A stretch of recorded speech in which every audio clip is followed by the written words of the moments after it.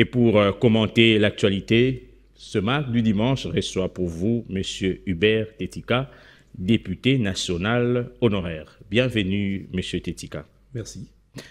Nous passons au premier dossier. La situation reste volatile dans la partie est de la République démocratique du Congo, plus précisément à Goma, chef-lieu de la province du Nord Kivu. L'invasion de Goma par l'armée rwandaise n'a pas laissé indifférent plus d'un. L'opinion a assisté à un lever de bouclier de la part du gouvernement. Le commandant suprême des FARDC a laissé entendre que le pays ne va pas se laisser faire. Plusieurs mesures ont été prises par le gouvernement dans le cadre de l'effort de guerre. Décryptage dans ce dossier.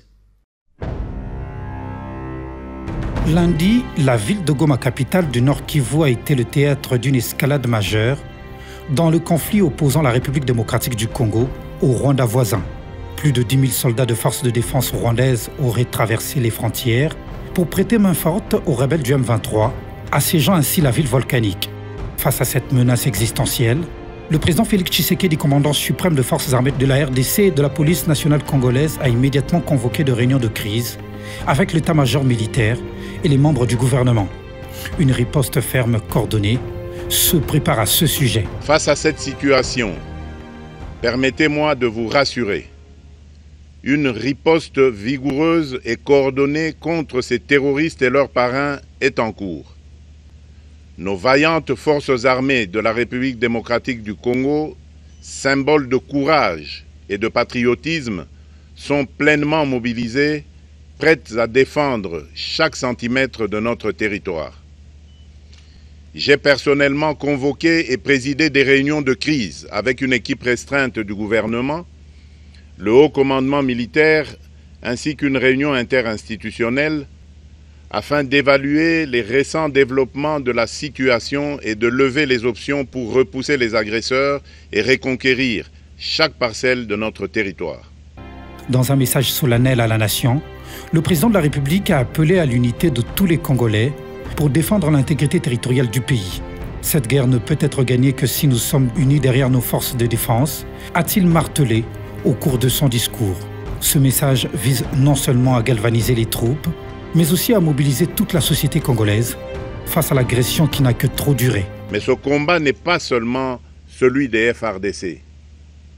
C'est le combat de tout un peuple, le combat de notre identité congolaise, afin de léguer aux générations futures un pays prospère et en paix. À tous nos compatriotes, dans chaque province, chaque ville, chaque territoire et chaque village, ainsi que ceux de la diaspora, sans distinction d'appartenance ethnique ou politique. Unissons nos efforts. Apportons un soutien indéfectible, moral et matériel à nos vaillants soldats. Mobilisons-nous comme un seul homme pour défendre notre souveraineté et sauvegarder notre intégrité territoriale. Dans cette dynamique, le vice-premier ministre en charge de la défense et des anciens combattants a pris le relais en lançant un appel patriotique direct au FARDC, exhortant les soldats à la bravoure et à la résilience. Le moment est venu de montrer à l'ennemi que la RDC ne se laissera jamais faire, a-t-il déclaré devant un parterre de hauts gradés de militaires. Vous vous demandez quelle est notre politique. Je veux le dire ici. C'est faire la guerre de toutes nos forces et avec toute la force que Dieu peut nous donner. Il s'agit d'une question de vie ou de mort pour la République démocratique du Congo. Il s'agit particulièrement de savoir si le peuple congolais restera libre ou tombera dans l'esclavage post-colonial. Il ne doit pas y avoir de place dans nos rangs pour les pleurnichards et les lâches, pour les marchands de panique et des déserteurs. Notre peuple ne doit connaître aucune peur au combat. C'est pourquoi vous devez assumer sans faiblesse votre mission constitutionnelle. De son côté, la première ministre Judith Suminwa Tuluka a réuni son équipe pour évaluer la situation sécuritaire et humanitaire dans la partie est de la RDC. L'objectif est d'établir une stratégie efficace pour faire face à l'urgence, aussi bien sur le plan militaire que logistique. Cette réunion a permis de hiérarchiser les actions prioritaires, notamment la protection de civils, l'appui au FARDC et la gestion de flux de déplacés fuyant de combat. Il faut savoir que l'arme la plus redoutable dans une guerre, c'est les peuples, et il est nécessaire que pour le président de la République, tous les peuples soient mobilisés. Il était question pour nous, autour de la Première ministre, d'analyser toutes ces questions. Mais vous avez aussi suivi le président de la République dire qu'on allait procéder à une réduction de train de vie des institutions. À ces propos, les ministres de Finances et celui du Budget ont déjà commencé des réflexions pour faire très rapidement des propositions au gouvernement pour voir dans quelle mesure les institutions, les acteurs institutionnels pourront être le premier à montrer l'exemple pour la nécessité, en tout cas, de contribuer à l'effort de guerre. Face à cette invasion, l'opinion publique s'est enflammée. À Kinshasa et dans plusieurs grandes villes, des manifestations spontanées ont éclaté pour dénoncer l'inaction de la communauté internationale et soutenir l'armée congolaise. Cependant, certaines de ces manifestations ont malheureusement dégénéré au pillage et destruction, notamment contre les ambassades occidentales, comme celle des États-Unis, de la France et de la Belgique. Ces actes vivement condamnés par le président Tshisekedi rappellent l'urgence de canaliser la colère populaire vers des actions constructives. L'heure est certainement grave, mais notre détermination est encore plus inébranlable. Ce moment critique nous offre l'opportunité de montrer au monde ce qui fait notre force, c'est-à-dire notre unité sans laquelle tous nos efforts seraient vains. Je vous appelle à être vigilants, mais à ne pas céder à la haine, aux divisions ou à la violence. Je condamne avec la plus grande fermeté les actes de vandalisme et de pillage qui ont visé certaines missions diplomatiques accréditées en République démocratique du Congo, ainsi que des intérêts privés dans la ville de Kinshasa. Ces comportements irresponsables dénaturent l'expression saine de notre colère face à l'agression barbare nous imposée et jettent une ombre sur les manifestations pacifiques de soutien à nos vaillantes forces armées qui luttent avec courage et abnégation pour défendre notre souveraineté. Notre engagement doit rester ferme et discipliné. Nous gagnerons cette guerre par notre unité, notre courage et notre sens de responsabilité, et non par la violence aveugle et par l'anarchie. La société civile congolaise a décidé de s'impliquer pleinement en mettant en place un comité de crise chargé de travailler sur des solutions durables pour la paix et sécurité à l'Est. Toutefois, cette initiative est loin de faire l'unanimité, certains opposants dénonçant une tentative du pouvoir d'instrumentaliser la situation. L'histoire récente de la RDC rappelle que lors de la chute du maréchal Mobutu en 1997, une large frange de la population s'était rangée derrière Laurent Désiré Kabila. Aujourd'hui, un tel élan d'unité nationale est plus que jamais nécessaire pour faire face à cette nouvelle menace. Le peuple congolais prend acte de cette passivité qui frôle la complicité. Soyez sûrs d'une chose, la République démocratique du Congo ne se laissera pas humilier ni écraser. Nous nous battrons et nous triompherons. La RDC n'a d'autre choix que de se serrer de coudes pour surmonter cette épreuve et préserver son intégrité territoriale.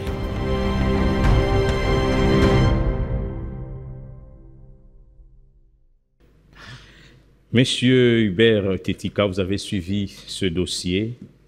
Que pouvons-nous encore faire ou que peut encore faire la RDC en interne pour gagner cette bataille? Oui, comme l'a dit le chef de l'État dans son appel, je pense que... je me pose la question si les gens ont bien compris. Qu'est-ce que les gens doivent comprendre? Ce que les gens doivent comprendre, il a utilisé des mots comme il s'agit d'une identité, de notre identité congolaise. Il a utilisé des mots que cette guerre n'est pas seulement la guerre des FARDC, c'est une guerre de tout un peuple. Il a dit. Je ne sais pas si on la lit un peu à travers les lignes. C'est-à-dire, il faut qu'on arrive à une prise de conscience collective. C'est quoi ce qui arrive? Il faut que les gens comprennent que ce n'est pas une guerre contre un seul individu. Ce n'est pas une guerre contre le président de la République Tshisekedi seul. Non. C'est une guerre contre l'État, contre notre souveraineté, contre notre identité, effectivement. C'est-à-dire que quand il y a un problème comme ça dans un État, on oublie tout. C'est comme pour paraphraser, je peux dire. Vous êtes dans une maison, Vous êtes dans une maison, tout d'un coup, le voisin vient brûler la case. Comme quoi, il y a l'un de vous qui a provoqué ou qui a fait ceci ou cela, mais il vient de provoquer et puis il vient de brûler. Mais vous n'allez pas vous mettre là, vous dire non, à vous chamailler à l'intérieur de la maison. Vous allez d'abord, vous n'avez pas dit non, nous brûlons parce que toi tu as fait ceci ou tel a fait cela. Vous allez d'abord chercher à éteindre le feu et puis quitte à voir le reste après. Donc aujourd'hui, c'est une prise de conscience collective. Regardez par exemple ce qui se passe à Kinshasa. Moi, j'ai comme l'impression qu'il y a un problème. D'abord, moi, je n'ai jamais accepté que les gens parlent de la guerre de l'Est. Moi, je ne dis jamais ça. On doit dire la guerre de la RDC dans sa partie Est. C'est ça ce qu'il faut réellement dire. Parce que quand on dit la guerre de l'Est, ça donne l'impression que c'est quelque chose de lointain, de très loin. Et vous avez vu à Kinshasa, on aurait pu essayer vraiment de faire comprendre aux gens que nous sommes dans une situation, depuis longtemps d'ailleurs, que nous sommes dans une situation qui n'est pas normale. Nous sommes en train de perdre le seul bien que nous avons en commun, qui est la terre. Donc, on aurait pu, d'abord, il faut d'abord une prise de conscience collective. Dire à ceux qui sont loin de Goma et environ, comme ceux de Kinshasa, et prendre des mesures d'ailleurs afférentes. C'est-à-dire, par exemple, bon, si ça dépendait, moi, on peut dire, voilà, par exemple, bon, à partir de 22h, cette histoire, cet esprit festif qu'on a à Kinshasa, où on doit danser, on doit boire, on doit faire tout le jour, moi, je pense que c'est pas correct. C'est pas correct. Et les gens ne sont pas conscients de la situation du pays. Il faut que les gens sachent que, mais ils doivent vivre des moments où ils se posent des questions, ils disent, mais pourquoi nous vivons comme ça? Non, on va leur dire non, parce que nous sommes en guerre. Et là, tout le monde va avoir son esprit branché vers la guerre. Vous aurez même, ça va susciter même des vocations, ça va susciter des jeunes, une vocation chez les jeunes qui vont dire, mais finalement, il faut mettre fin à cette situation. Donc, il faut d'abord une prise de conscience collective. Et puis, il faudra que la population aussi sache, que les gens sachent. J'entends certains parler des Nanga, des Kabila, des ceci. Moi, je me dis, il ne faut pas avoir une mémoire courte. Évitons d'avoir toujours une mémoire courte.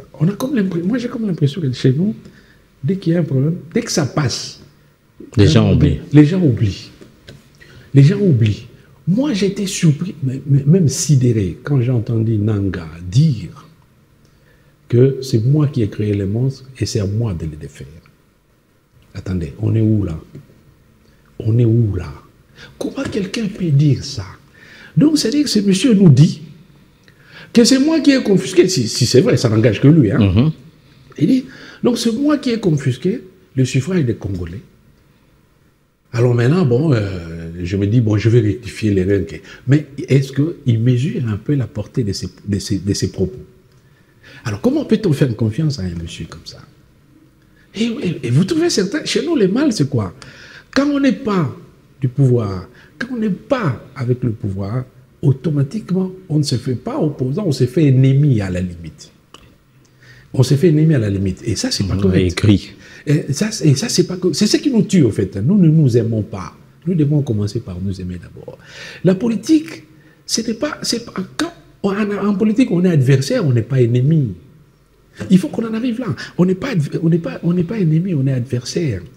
C'est-à-dire, moi je suis dans l'opposition, j'essaie de voir ce que fait celui qui est au pouvoir, j'ai le courage de lui dire non, ici ça va, c'était bien fait, tu peux continuer, mais ici c'est mal fait, si c'était moi, j'allais faire ceci, ça. Et l'arbitre qui est la population juge par rapport à ça. Mais ici chez nous, non, dès qu'on n'est pas au pouvoir, c'est fini. Moi, je vois des gens qui font l'apologie du retour du président Kabila, des Nanga, tout ça. Mais alors, si Nanga agit comme ça, c'est-à-dire que c'était sous la conduite de l'autre. Aujourd'hui, tout ce que nous vivons, cette histoire de M23, on avait mis fin à cela, non, en 2012. Moi, je parie même que si les M23 sont encore venus ici, ou quoi, c'est que par rapport à ce qu'on a entendu, c'est que ça pouvait être sur recommandation de l'autre. Est-ce que les gens ont vu ce que demande les M23? Quand le président dit non... Mais apparemment, c'est plutôt la communication par rapport à cette crise qui pose problème. Exactement. Là, tu as raison, Alain, parce que j'ai comme l'impression, même quand le chef a parlé, il a tout dit. Mais c'est comme si les gens... Parce qu'il y a des gens... à qui il faut vraiment expliquer les choses. Il faut expliquer les choses comme ils sont. Par exemple, quand on dit non, nous ne négocierons jamais avec le M23, il faut expliquer aux gens pourquoi on ne va pas négocier avec le M23.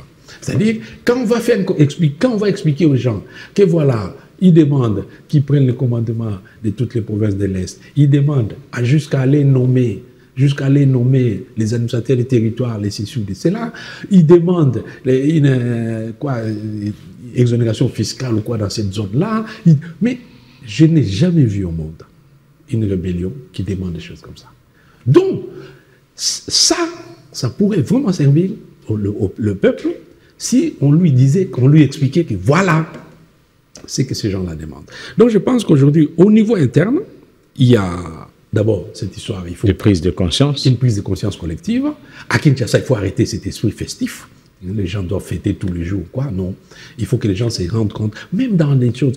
Quand vous ouvrez la télé, c'est toujours de la musique. Je ne suis pas contre la musique. Mais il ne faut pas la musique à tout vent, à tout moment. À un moment, il faut faire comprendre des émissions où on dit aux gens, voilà la situation qui est la nôtre aujourd'hui, voilà.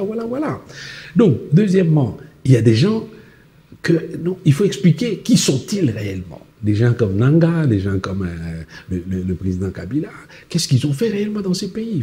Il faut expliquer quand même aux gens, que les gens comprennent, que les gens se disent que non, le problème aussi, ce n'est pas la guerre d'un individu. Vous pouvez ne pas aimer Tshisekedi. C'est un droit de chacun. Vous pouvez ne pas l'aimer. Mais le problème qui se pose aujourd'hui, ce n'est pas un problème contre Tshisekedi seul. C'est un problème qui se pose contre notre bien commun que nous avons, le seul bien commun que nous avons qui s'appelle le Congo. Donc, en interne, voilà, même au niveau du gouvernement aussi, vous savez comment on dit à situation exceptionnelle, solution exceptionnelle. Aujourd'hui, il faut un cabinet du président de la République, un cabinet de combat, il faut un gouvernement de combat. Ça, il faut qu'on se le dise. Donc, il faudra bien, il y a des choses que je pense qu'il faut revoir, et il faut revoir aussi sérieusement la question de l'armée. Vous savez, dans une armée, on ne peut pas... Les gens ne peuvent pas douter de leur armée. Même pas un seul instant. Quand on commence à douter, même un seul instant de l'armée, et ça, c'est pas bon. Or, nous avons vocation, nous, à soutenir l'armée. Il nous faut soutenir l'armée. Donc, il faut qu'on revoie aussi qu'est-ce qu'il faut de ce côté-là pour renforcer cette armée. Pour que doit être le rôle des chefs coutumiers, des chefs traditionnels dans cette situation? Donc, c'est le rôle de tout Congolais, c'est ce que je suis en train de dire. Quand je parle de prise de conscience collective, c'est-à-dire que chacun, là où il est, doit avoir comme obsession, ça doit devenir une obsession des gens, c'est-à-dire essayer d'expliquer la guerre, essayer d'expliquer les méfaits de la guerre, essayer d'expliquer que nous avions vécu ici, dans ce pays, une guerre presque pareille. C'est-à-dire des gens qui se réveillent un matin, qui partent de l'Est et qui pensent qu'ils peuvent traverser le pays comme ça, jusqu'à l'Ouest, prendre le pouvoir. Mais le malheur, c'est qu'ils ne sont jamais seuls. Ils se font accompagner des gens qui attendent la dernière minute pour sortir les leurs. C'est-à-dire que c'est leurs pions à eux. On a vu ici, non? Konosumba a dirigé les RCD ici, à la fin. On était avec lui partout, même à Sun City, c'était lui le président, mais quand il s'agissait de mettre un vice-président, ce n'était pas lui. Hein. Donc, vous comprenez, on est contre personne. Mais on dit que les vrais acteurs, on les met derrière et on expose les Congolais qui naïvement acceptent de jouer ces rôles-là, hein, des pantins, là. Et puis après, à la fin, ils vont se retrouver au carreau et c'est toute la... Ce qui est dangereux, c'est que quand même les M23 demandent qu'ils fassent partie de l'administration, j'ai dit bien de l'administration. Avant, c'était, on fait partie du gouvernement, on fait partie du Parlement, on fait partie de l'armée. Maintenant, ils vont plus loin. Maintenant, ils veulent entrer dans l'administration. Or, l'administration est apolitique et doit les rester. Donc, ils veulent qu'ils entrent maintenant dans l'administration de la présidence, dans l'administration du gouvernement, dans l'administration du Parlement. Mais arrêtez. Où est-ce que vous avez vu ça au monde? Ça ne s'est jamais fait nulle part au monde. Donc, moi, je ne comprends pas que devant de telles demandes, il y a certains Congolais qui continuent encore à rejeter la faute au gouvernement ou au président de la République. Je pense que ce n'est pas normal. Et puis, nous devons aussi inscrire, pour terminer sur ce point, inscrire aussi l'action dans la durée. C'est bien beau aujourd'hui, nous sommes en train de demander aux gens de s'enrôler rapidement, tout ça, pour une formation rapide et tout ça. Mais il faut penser demain à inscrire cette action dans la durée. C'est un pays qui est trop grand, c'est un pays qui a 9 pays frontaliers, c'est un pays qui est pétri des richesses et tout, c'est un pays qui doit se protéger, qui doit avoir une armée conséquente. Ici, on ne peut pas avoir une armée de moins d'1 million de militaires, c'est pas normal. Et puis, deuxièmement, il faut organiser la formation. Il faut faire une formation obligatoire, c'est-à-dire à partir de 18 ans, qu'on ait son diplôme d'État ou pas, dès qu'on a cet âge-là, il faut passer par une formation militaire, même de 2 ans. Après 2 ans, on choisit, soit on revient dans la vie civile, soit on reste dans l'armée, pour que demain, dans 20 ans, ce n'est pas pour nous seulement, que dans 20, 30, 40, 50 ans, que nous laissions ici quand même à nos enfants qui viendront une armée qui ne pourra plus être bougée. Ce n'est pas normal. Ça fait honte, hein, parfois, quand on va... Si vous êtes avec des amis étrangers, vous leur dites que non, c'est le Rwanda qui nous attaque et tout ça. Ils vous regardent à 2 fois. Ils disent, attendez, c'est quoi ça? C'est quoi ça?